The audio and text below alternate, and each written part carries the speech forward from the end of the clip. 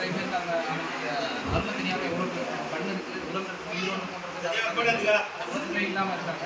அது இல்லாதவங்களுக்கு தான் அதனுடைய வலியும் வேதனையும் தெரியும். கண் இல்லாதவங்களுக்கு தான் அதனுடைய வலி தெரியும்.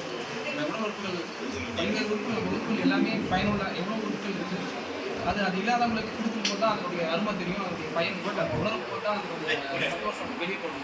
ஸோ அதனால் நாங்கள் என்ன சொல்கிறோம், எல்லாமே செய்யணும். ஒரு தோலில் இருந்து நம்மளுடைய கண்ணில் இருந்து நம்மளுடைய கிட்னி எல்லா உறுப்புகளையுமே நம்ம தியானம் பண்ணலாம். அதை பண்ணும்போது அது அவங்களுடைய மறுவாழ்வு பெறும்போது அவங்களுடைய சந்தோஷம் வெளிப்படுத்தும்போது தான் இந்த மனுஷனாக பண்ணுறதுக்கான ஒரு அடையாளமே கிடைக்கும். ஸோ எல்லாருமே செய்யலாம். நம்ம இருக்கும்போதே செய்யணும். நம்ம இல்லாத போது தான் நம்மளுடைய உடம்புக்கு தியானம் செய்யணும். இதே மாதிரி எவ்வளோ உறுப்புகள் எல்லா உறுப்புகளுமே பயன்படுத்தக்கூடிய உறுப்புகள் தான்.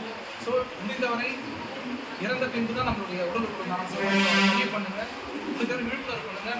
நம்ம கூட இருக்கவங்க நம்மகிட்ட அந்த ஐடி கார்டு பதிவு பண்ணி வச்சுட்டோம்னா புதிய அரசு மருத்துவமனைக்கு தகவல் கொடுப்பாங்க. தேவையானவர்களுக்கு அந்த உடல் உறுப்புகள் முறையாக போய் சேரும். எனவே நாங்கள் தெரிவிக்கிறது எங்களுடைய அமைப்பின் மூலமாக டாக்டர் ஏபிஜே அப்துல் கலாம் அறக்கட்டளை விளையாட்டு மூலமாக தெரிவிக்கிறோம்னா உடல் உறுப்புகளை தானம் செய்யுங்க. எல்லாருக்குமே தெரிஞ்சிருக்கும். இருந்தாலும் அதை பதிவு பண்ணி எல்லாருக்கும் அதை தெரியப்படுத்துங்க.